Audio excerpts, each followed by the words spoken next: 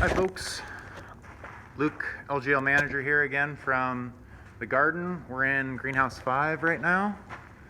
Got it cleared up and got some of our sanitation materials around, making sure we can stay socially distant for those who are working here.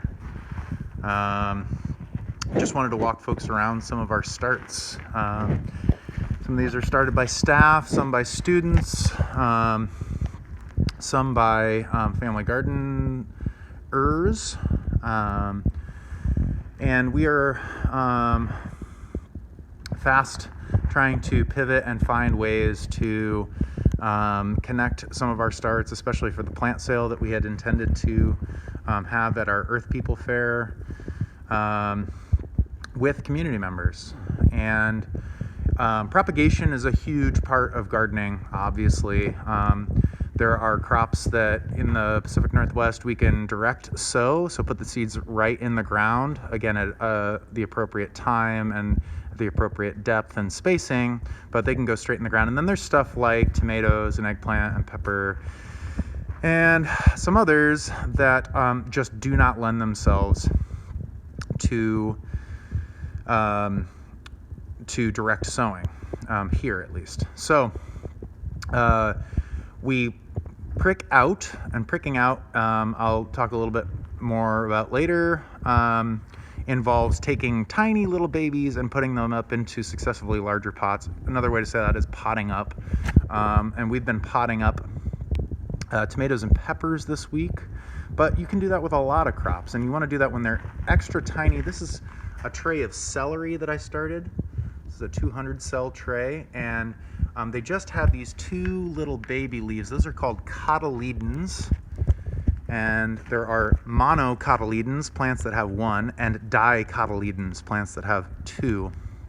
The monocots are primarily grasses. This is parsley over here, and here is a lettuce mix that's going to go out for head lettuce.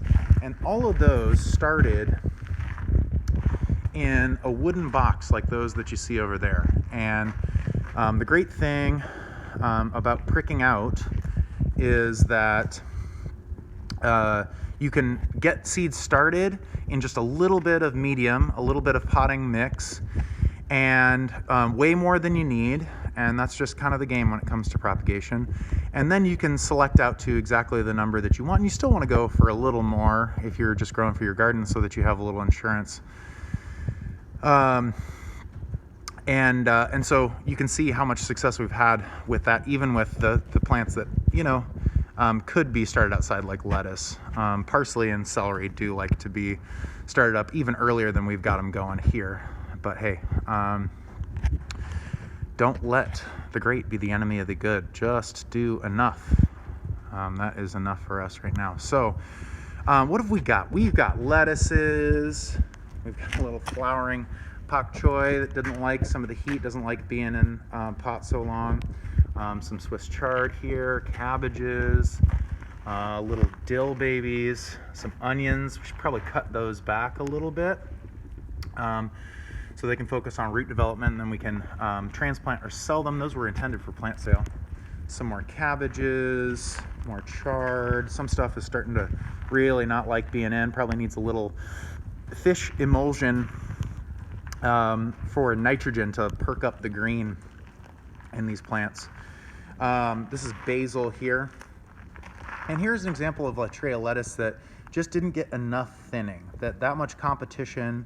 You can see like this big one had enough space to grow, but some of these other ones are so crowded that they just have not had success. So when we're doing that, we want to thin back to one plant per cell, if at all possible. There are a couple exceptions there to that, but you want to do that so that you don't get little stunted babies like this. And that's all, been a challenge here in COVID times. These are peppers that are ready to be pricked out. Again, tomatoes that have already been potted up and are looking pretty happy. More tomatoes. Some of the Black Futures Farm farmers have started up some beans that are just going to be ready to rock as soon as they go in the ground. The things are still a little cool for them, especially at night. And here's the farmer in residence table that we were showing you earlier. The field, we've got straw flour mix, some celeriac or root celery. It's a winter vegetable. It can be roasted. It's pretty tasty. Mix of zinnias there. That small tray again is another 200 cell of celery, so 200 celery. And so that'll be 400 celery starts that we've got. You know, it's Learning Gardens Lab, so we do things imperfectly, but we do them and we learn from them.